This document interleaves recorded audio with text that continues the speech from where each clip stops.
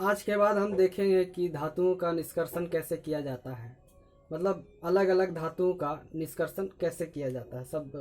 तो क्या होता है कि जो पृथ्वी में जितने सारे अयस्क हैं उसमें धूल मिट्टी रेत ये सब मिला रहता है, ये सब अशुद्धिकरण मिला रहता है। तो उस अशुद्धिकरण को हटाने के लिए हम बहुत सारा तकनीक अप्लाई करते हैं, लगाते हैं।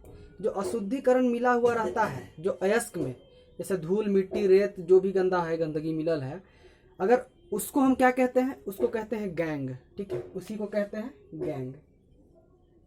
अब देखते हैं कि इतना सारा जो अशुद्धिकरण होता है इसको निष्कर्षण करने से पहले हम क्या करते हैं कि इन सारी अशुद्धिकरण को हटाते हैं।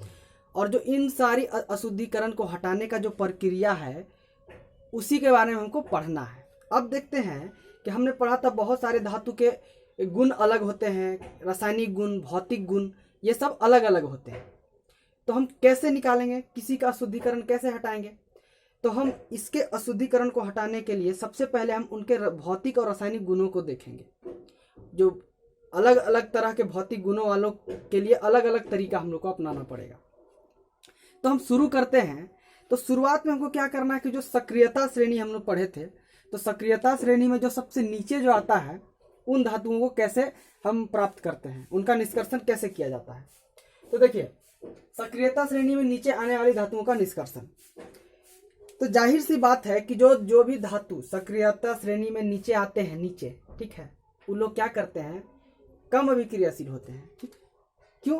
क्योंकि सक्रिय कम होते हैं। सक्रिय का मतलब क्या हुआ कि जो जितना ज़्यादा सक्रिय होगा, जितना ज़्यादा एक्टिव होगा, उतना ज़्यादा अभिक्रिया करेगा, उतना ज़्यादा रिएक्शंस करेगा। तो सक्रियता श्रेणी में जो नीचे आते हैं वो लोग कम अभिक्रियाशील होते हैं।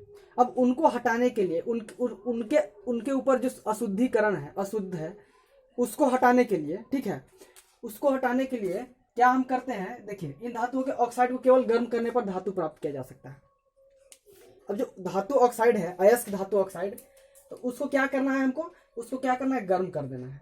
तो यहाँ पे हम दो उदाहरण देखते हैं कैसे किया जाता है।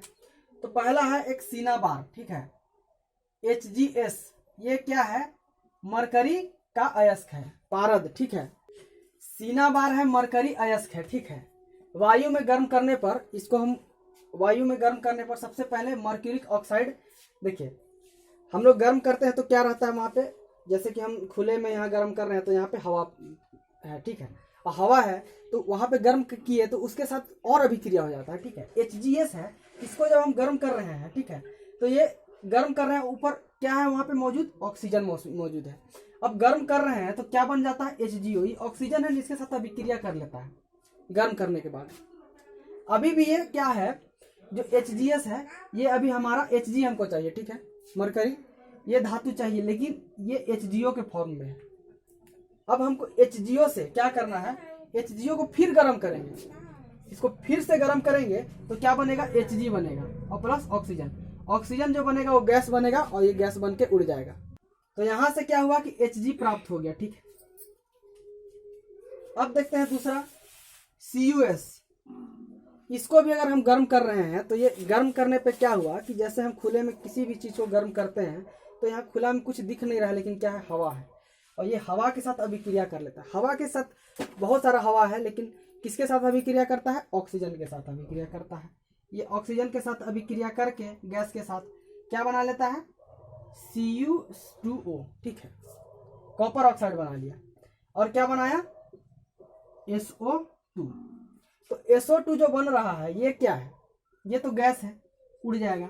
इसमें भी SO2 बन रहा था, ये भी क्या था, गैस था, ये उड़ गया। अब यहां देखते हैं कि ये Cu, हमको क्या चाहिए, कॉपर चाहिए, Cu चाहिए, ठीक है, Cu चाहिए तो हम क्या करेंगे, फिर से इसको गर्म करेंगे। इसको फिर से गर्म किए, ठीक है, किसके साथ गर्म किए, CuS को हम लिए और इसको भी लिए, गर्म कर दिए। इसको फिर से गर्म करने के बाद क्या बना, यहाँ से कॉपर हमको बन गया, सॉलिड कॉपर बना, और ये SO2 फिर बना। तो SO2 जो बना ये क्या हुआ, ये गैस बन के बाहर निकल गया। तो ये गैस बन के बाहर निकल गया, हमको यहाँ क्या प्राप्त, हमको क्या चाहिए था, ये चाहिए था, कॉपर चाहिए था, ये प्राप्त हो गया, ठीक है। हमको इसमें क्या चाहिए था, Hg चाहिए था, ये प्राप्त हो गया। तो जो भी धातु कम अभिक्रियाशील होते हैं, सक्रियता श्रेणी में नीचे होते हैं, उनको प्राप्त करने के लिए सबसे आसान तरीका क्या है कि उनको गर्म कर दिया जाए। और गर्म करने पे हमको क्या है, जब भी गर्म कर रहे हैं तो खुले में जब हवा के संपर्क में रहेगा तो क्या करेगा, उसके साथ अभिक्रिया कर लेगा। अब अभिक्रिया किया हवा के साथ, हवा का ऑक्साइड जैसे ऑक्सीजन के साथ अभिक्रिया किया तो ऑक्सीजन के साथ ऑक्साइड बना लिया। अब फिर हम क्या करें, फिर से गर्म करेंगे कि ऑक्सीजन को हमको भगाना है। फिर से गर्म किए तो यहाँ पे क्या हुआ, Hg बन गया बचा, और ऑक्सीजन जो था गैस बन के बाहर निकल गया, और गैस क्या होता है, उड़ जाता है। ठीक है, तो ये हमको ये मिल गया लिक्विड के फॉर्म में। जानते हैं कि Hg मरकरी जो होता है क्या होता है, लिक्विड होता है, और कॉपर जो होता है वो होता है सॉलिड। सॉलिड का मतलब ठोस हुआ, लिक्विड का मतलब हुआ द्रव। अब इसके आगे हम देखेंगे, आगे इससे मध्य में जो है सक्रियता श्रेणी के मध्य में जो धातुएं हैं उनको कैसे निकाला जाएगा।